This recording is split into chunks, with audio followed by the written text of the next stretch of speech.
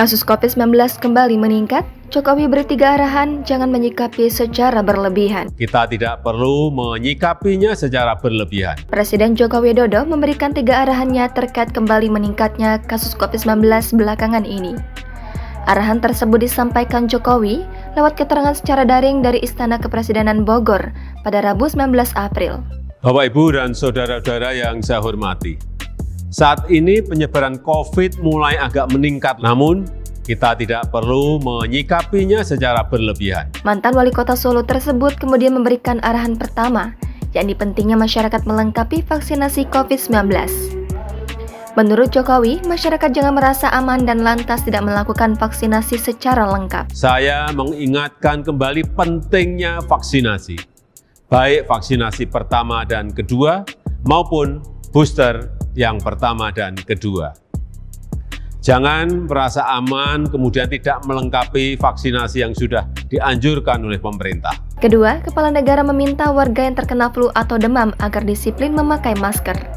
Masker juga perlu digunakan bagi warga yang memiliki penyakit bawaan dan warga yang akan bertemu lansia. Saya minta bagi mereka yang merasa flu atau demam agar menggunakan masker.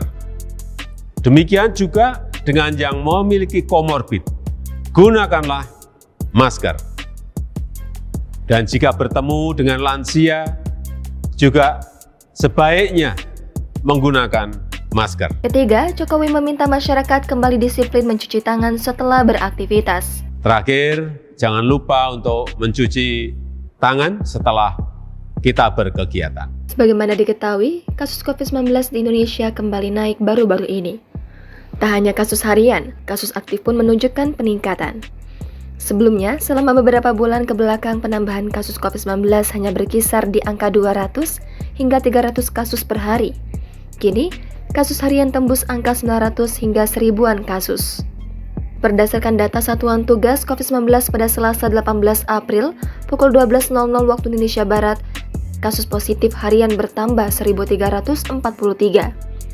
Dengan demikian, total kasus COVID-19 di Indonesia hingga kini mencapai 6.759.153 terhitung sejak kasus pertama diumumkan Presiden Joko Widodo pada 2 Maret 2020. Sementara itu, Kementerian Kesehatan menginformasikan bahwa subvarian Omicron XBB 1.16 atau subvarian Arcturus sudah masuk ke Indonesia.